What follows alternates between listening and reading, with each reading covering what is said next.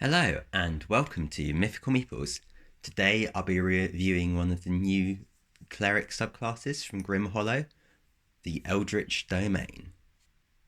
This is one of 24 new subclass options presented to us in Grim Hollow, 2 for each of the standard player classes from the Player's Handbook. For those of you who don't know, Grim Hollow is a set of books by Ghostfire Gaming with 3 core books, a campaign guide, Monster Grimoire, and Player's Guide. The supplements focus on the dark aspects of fantasy, providing a grim dark setting, with the Player's Guide providing a range of new backgrounds, races, subclasses, and spells.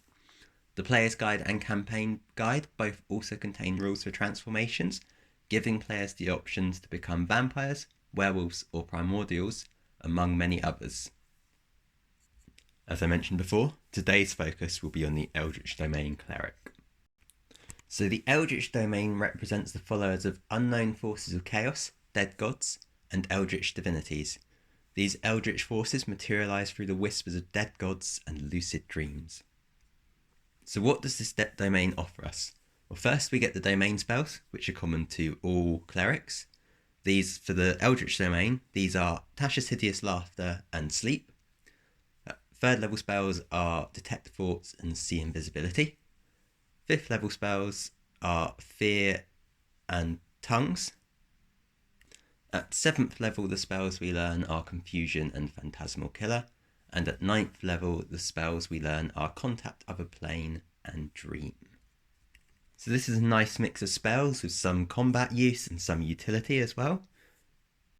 They link well in that they all are abilities that reach into the minds of others for the most part, and many of these spells also do psychic damage or inflict different conditions on the target, which other clerics may not be able to do. Before we go on, it's worth having a quick look at the Eldritch Effects table, which interacts with some of the other class features presented. These other features rely on rolling on the Eldritch Effects table and then applying the effect to the creatures that are affected by it. So as you can see on the 1, it cannot speak or cast spells that have verbal components. 2, it takes psychic damage at the start of each turn. 3, it falls prone, falling prone again at the end of each of its turns if it moves.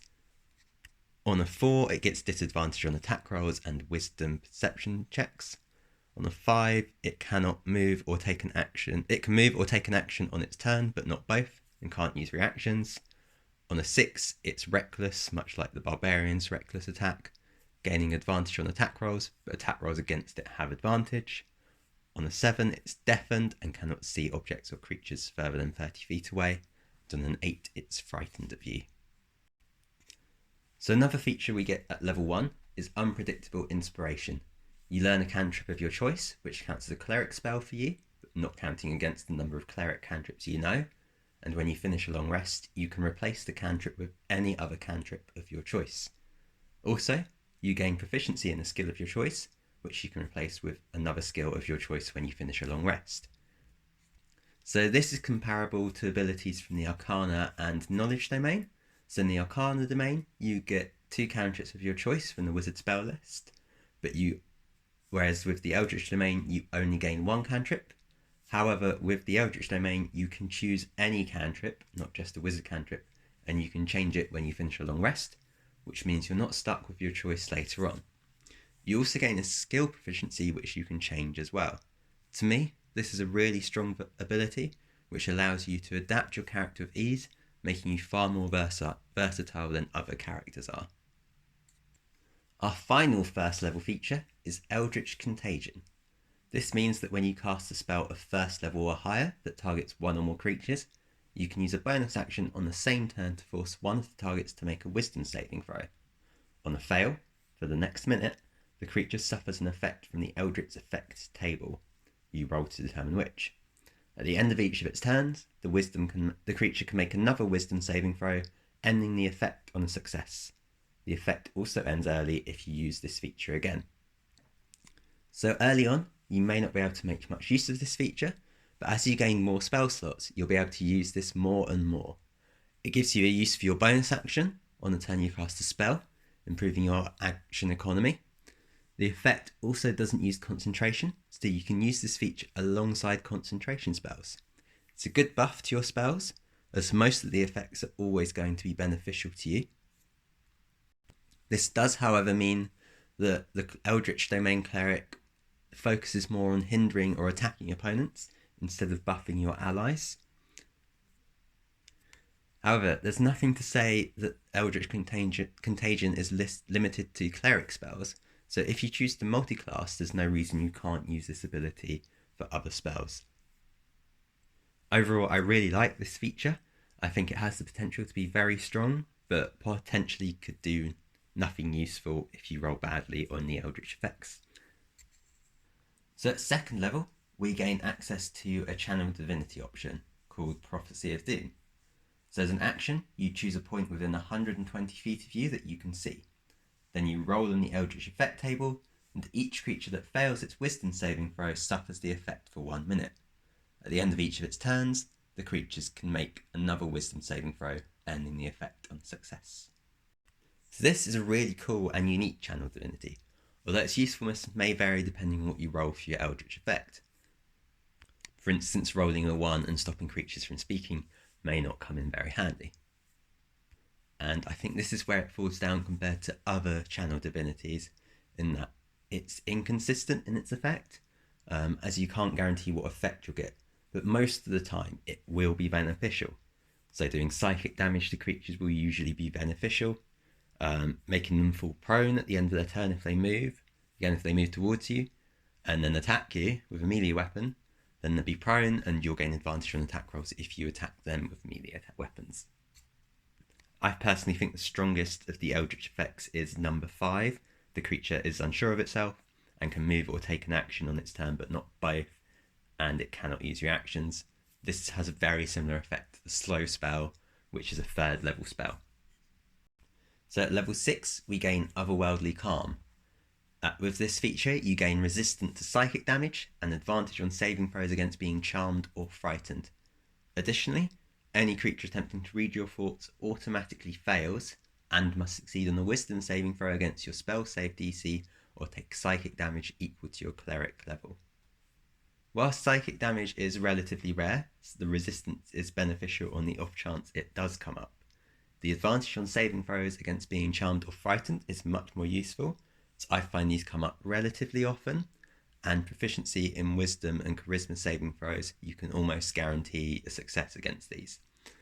Final part of this feature feels very niche, and doesn't seem likely to come up very often, but is a nice thematic addition to subclass in that creatures can't read your mind.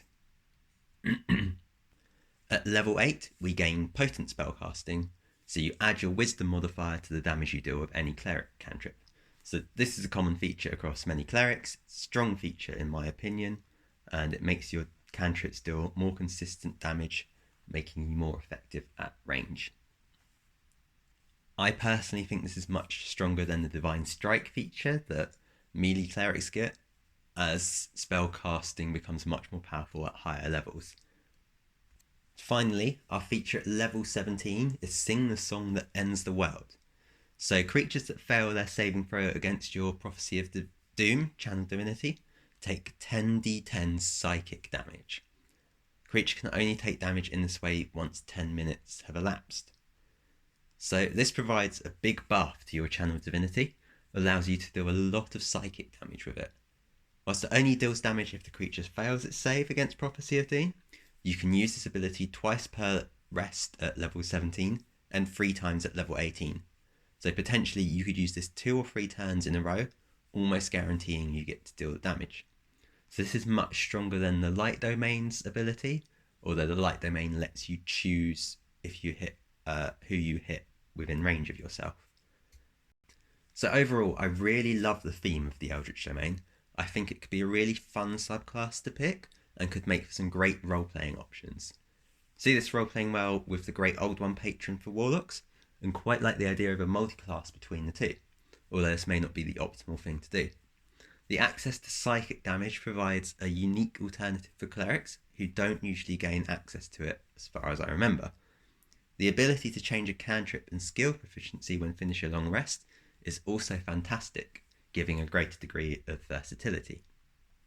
The ability to make spells more potent with the Eldritch Contagion is also great, So I think the Eldritch Domain Cleric has a lot of play. It can be adapted to fill any role very easily. Its first level abilities are similar to that of the Arcana and Knowledge Domain, and in my opinion the Eldritch Domain's unpredictable inspiration is stronger than the equivalents. However, overall, I think the Eldritch Domain would play in a similar manner to the Arcana and Knowledge Cleric. So thank you for watching. I hope you enjoyed this video. I hope you find it helpful for choosing your own characters. If you do like my content, please like, comment, subscribe. This helps me grow as a channel and be seen by more people. You can also support me by becoming a member of Mythical Meeples, where you gain access to extra content, sneak previews and behind the scenes, or by becoming a Patreon, where you gain access to similar content. There'll be a link in the description below for these. Likewise, if you want to support me and want to buy your own D&D books, you can go to Element Games. I have an affiliate link below, which means that I get 5% kickback on every purchase you make. You can buy dice, D&D books, and miniatures, and all the bits that you need for your own D&D campaigns. So thank you again for watching. Hope you enjoyed this video, and I'll see you in the next one. Bye for now.